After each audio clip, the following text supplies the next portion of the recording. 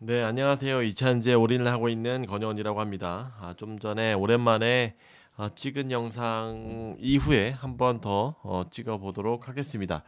사실 양극재에 대해서 이야기를 안 할 수가 없습니다. 제가 블로그에 남기고는 있지만 양극재 4인방에 대해서 좀 더 제 생각을 말씀을 드려볼 수 있도록 하겠습니다.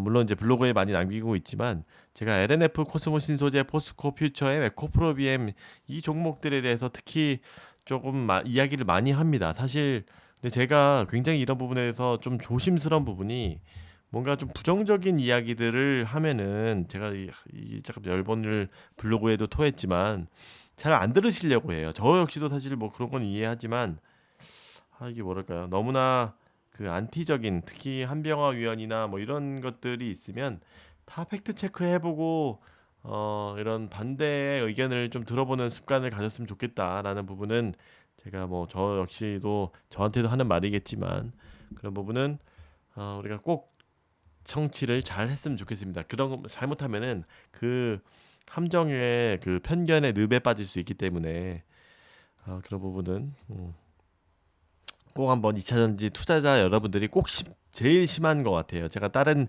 여러 가지 섹터도 좀 많이 투자를 해봤었지만 이쪽 섹터가 그런 뭐랄까요 맹목적인 신뢰 이런 것들이 굉장히 가장 큰 것 같다. 그래서 저 역시도 또 항상 경계는 하겠습니다만 한번 그 이야기를 꼭 드리고 싶었고 LNF에 대해서 굉장히 제가 이야기를 많이 하고 있죠. 그래도 2월 6일 여기 표를 보시면 2월 6일은 제 개인적으로는 이때 워낙 주가가 사실 양극재 전체적으로 안 좋았지만 LNF가 또 특히 안 좋았던 것 같아요. 제 기억으로는.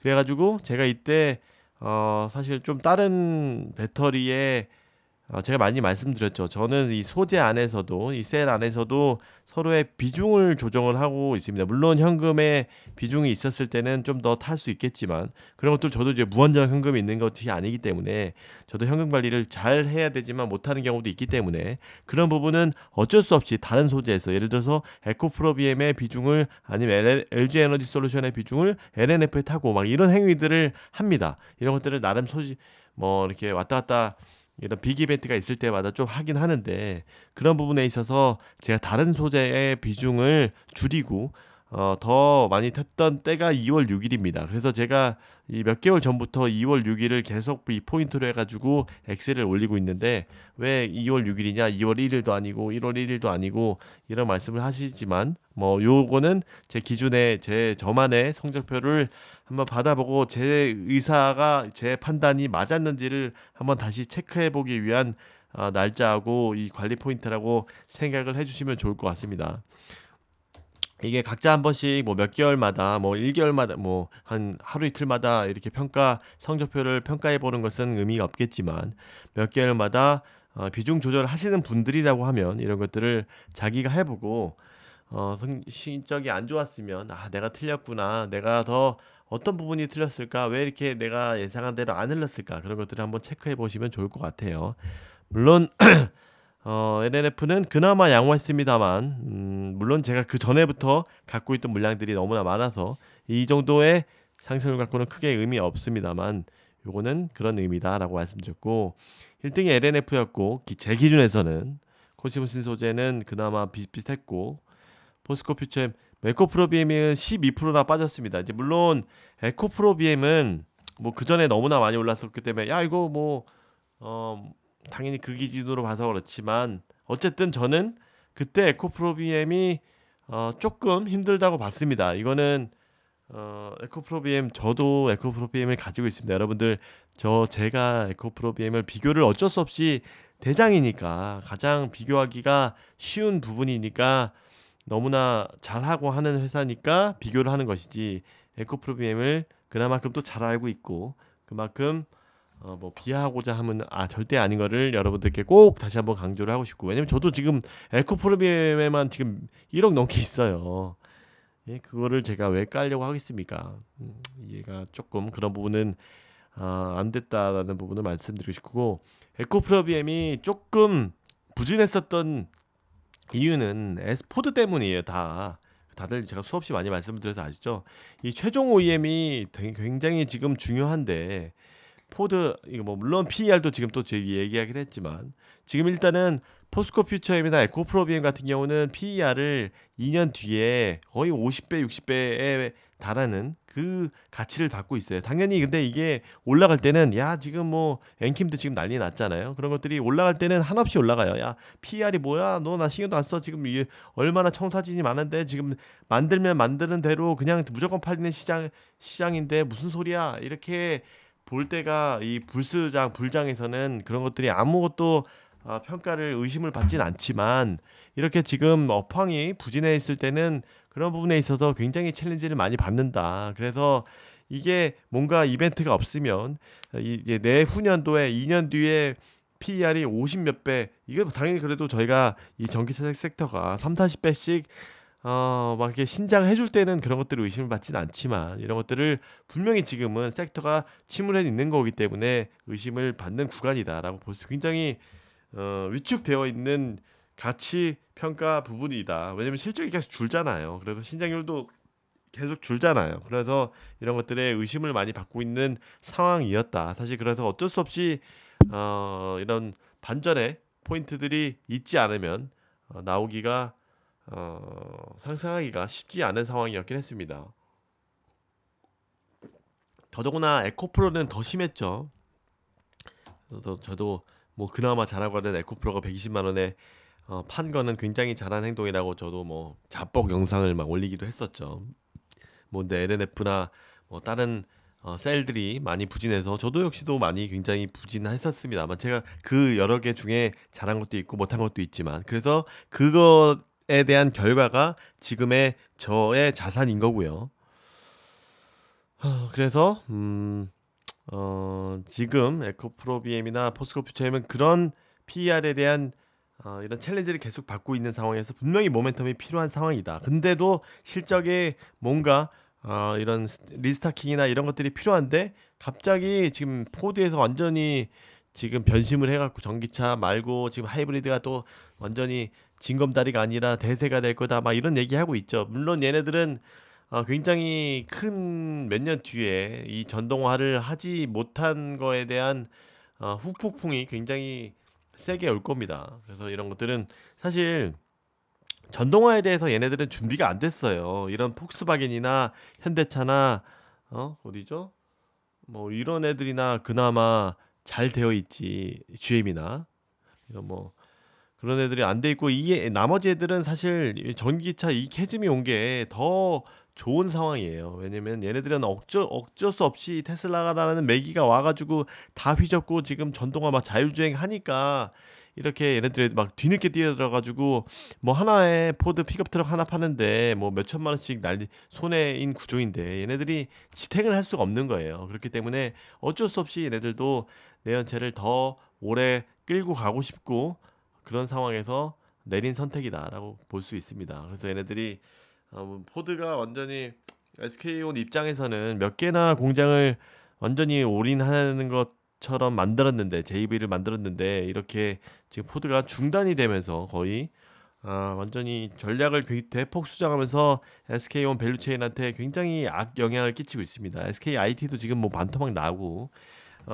너무나 안 좋은 상황이죠. 물론 에코프로비엠은 이 스텔란티스나 삼성 SDI, 에코프로비엠은 LG엔솔은 차치하고 어디죠?